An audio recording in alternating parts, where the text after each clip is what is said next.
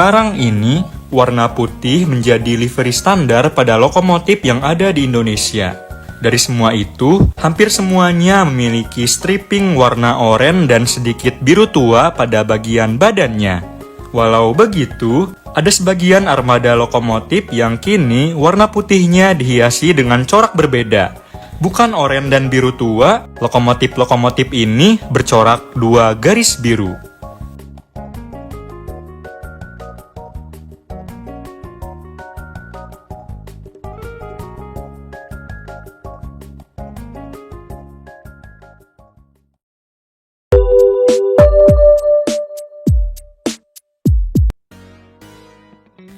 Pada tahun 1991, desain livery baru diperkenalkan Perumka untuk memodernisasi wajah kereta api di Indonesia. Berbasis warna biru tua, livery ini pun sukses merubah wajah kereta api menjadi lebih segar, profesional, dan modern dari sebelumnya.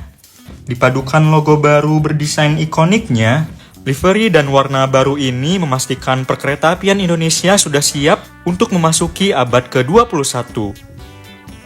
Terlepas dari itu, Perumka bukan hanya mengubah warna atau tampilan keretanya saja, namun juga meningkatkan kualitas pelayanan, terutama pada kereta-kereta unggulannya.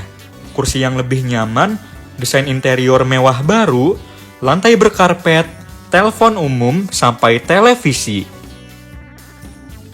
Inovasi pun mencapai puncaknya pada tahun 1995 dengan diluncurkannya kereta api Argo Bromo dan Argo Gede pada 31 Juli di tahun itu.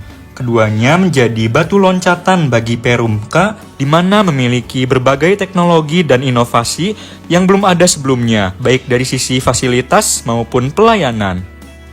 Salah satu yang paling mencolok mungkin adalah sarana lokomotif CC203 dan rangkaian kereta buatan PT Inka-nya yang tidak dicat biru seperti kereta lain saat itu.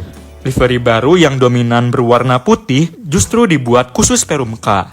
Livery ini membuat tampilan kedua kereta kelas Argo ini mempunyai wajah yang lebih mewah, elegan, dan juga modern sesuai dengan kasta yang disanggahnya. Livery putih seperti ini sendiri bukan sesuatu yang baru, karena sebelumnya livery dengan warna dominan putih sempat dipakai pada rangkaian kereta api Gunung Jati saat pertama kali diluncurkan pada tahun 1972.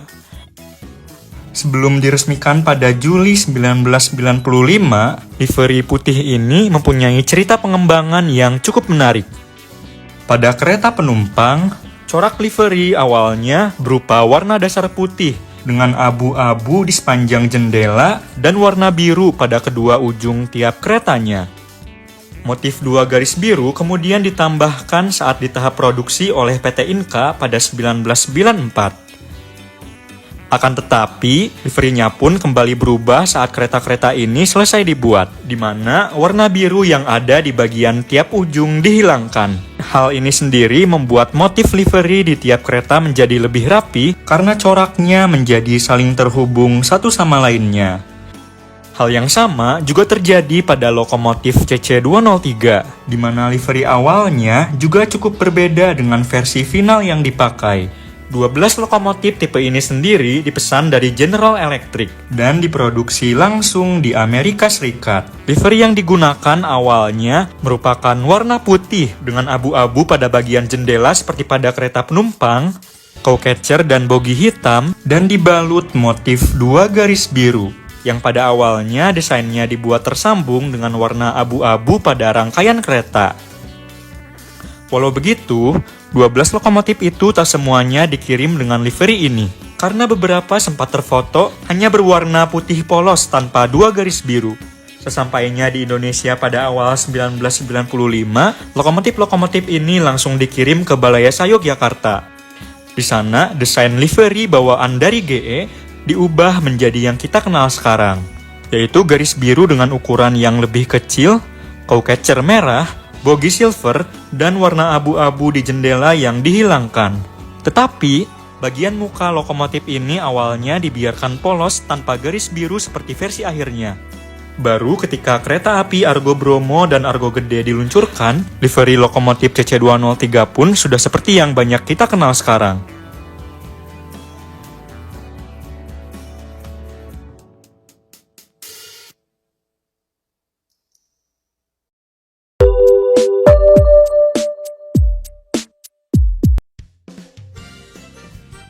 Pada awal kehadirannya, livery putih garis biru punya status yang tidak sembarangan.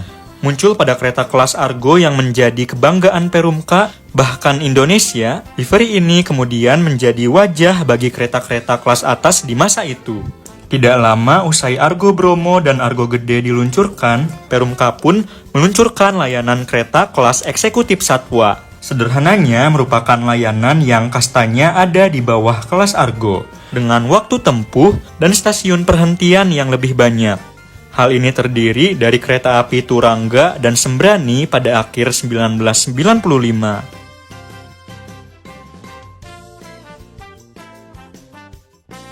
Karena masih termasuk sebagai layanan unggulan, rangkaian kereta kelas Satwa pun juga dicat dengan warna putih garis biru. Namun, warna abu-abu di sepanjang jendela yang dimiliki pada kereta kelas Argo diganti dengan warna kuning. Selain itu, garis biru pada kelas Satwa ini juga posisinya lebih rendah daripada kelas Argo. Pada 1996, lokomotif CC203 pun kembali dipesan Perumka. Ada sedikit perubahan pada motif garis birunya, di mana posisi lekukannya menjadi dimajukan dari yang sebelumnya. Hal ini pun kemudian menjadi standar untuk semua lokomotif CC203. Pada September 1997, Perumka meluncurkan kereta api Argo Bromo Anggrek, pengembangan lanjutan dari kelas Argo sebelumnya dengan rangkaian kereta yang lebih mewah dengan fasilitas yang juga lebih canggih. Rangkaian kereta gendut istimewanya ini pun juga diberikan livery yang spesial, yaitu corak garis biru dengan warna pink pada bagian jendela sesuai dengan namanya. Namun terlepas dari itu semua, putih garis biru sendiri tidak lama menjadi livery eksklusif kereta-kereta kelas atas.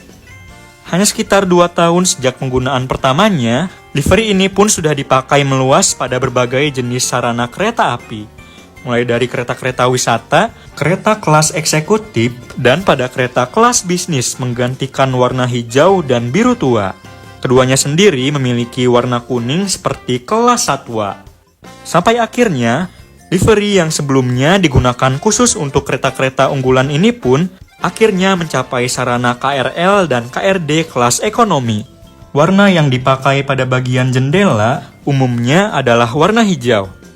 Walau pada sebagian KRD dan kereta-kereta mini yang ada di Sumatera Barat, warnanya justru adalah biru muda. Ada juga satu tipe KRL yang memakai livery ini. Namun, warna putihnya sendiri hanya menyisakan di antara 2 garis biru, dikarenakan badannya merupakan stainless steel yang tidak dicat. Selain logo Z Perumka, terdapat satu logo lain yang menghiasi, yaitu logo Dinas Perhubungan yang juga melekat dengan livery ini.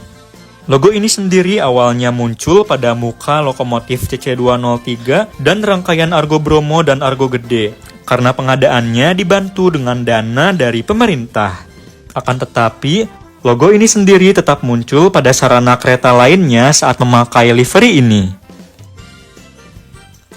Pada 1998, kereta api Dwi Pangga diluncurkan sebagai layanan kereta kelas spesial yang kastanya bahkan ada di atas kelas Argo. Livery pada rangkaiannya sekilas sama seperti kelas bisnis atau eksekutif biasa. Tetapi warna kuningnya sendiri mempunyai tone yang berbeda, yang mana adalah warna kuning gading. Usai dipergunakan secara meluas pada sarana kereta penumpang, banyak keunikan yang dilakukan pada penerapan livery ini. Beberapa unit KRD MCW sempat dicat dengan livery Argo. Kereta inspeksi Wijaya Kusuma yang memakai warna putih garis biru dan marun, kereta-kereta bagasi dengan livery Argo. Kereta MP1 produksi Inka tahun 2003 dicat dengan livery Argo tanpa garis biru seperti desain konsep awal. Rangkaian kereta Sriwijaya yang memakai livery putih dengan corak garis biru tanpa warna apapun pada bagian jendelanya. Kereta kelas bisnis di Sumatera Utara yang warnanya hijau seperti KRD dan KRL ekonomi di Jawa, bahkan kereta kelas bisnis yang corak garisnya berwarna merah.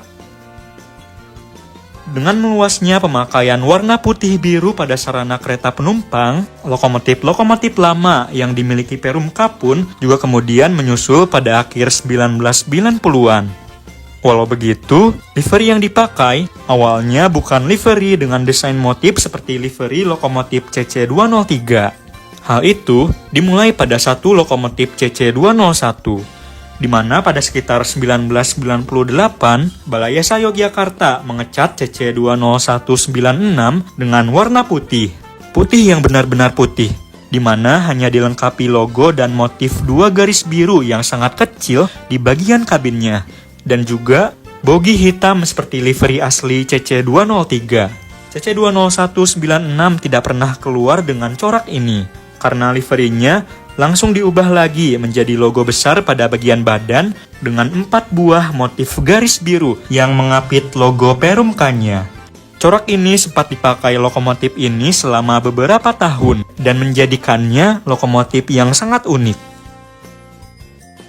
Corak yang sama juga sempat dipakai pada kereta-kereta inspeksi, meski dengan garis yang lebih tebal. Namun, percobaan ini seperti sia-sia, karena pada akhirnya, livery putih yang diterapkan meluas pada CC201 memakai desain yang sama seperti yang dipakai CC203, minus logo dishubnya. Dan corak yang sama kemudian juga mulai dipakai pada lokomotif diesel hidrolik di Sumatera Utara, meski dengan corak yang lebih kecil.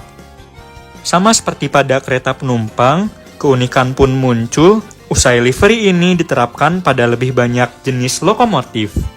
Keunikan umumnya berupa motif corak dua garis biru yang berbeda-beda, yang merupakan hasil kreasi Dipo masing-masing. Namun, pada lokomotif-lokomotif diesel hidrolik milik Dipo Jember, warna birunya justru hanya berupa satu garis lurus, yang aslinya merupakan livery merah biru yang hanya diubah warnanya. Dan beberapa lokomotif CC201 di Sumatera Selatan yang sempat memakai warna putih garis biru tanpa garis di bagian wajahnya, seperti hasil revisi pertama livery CC203.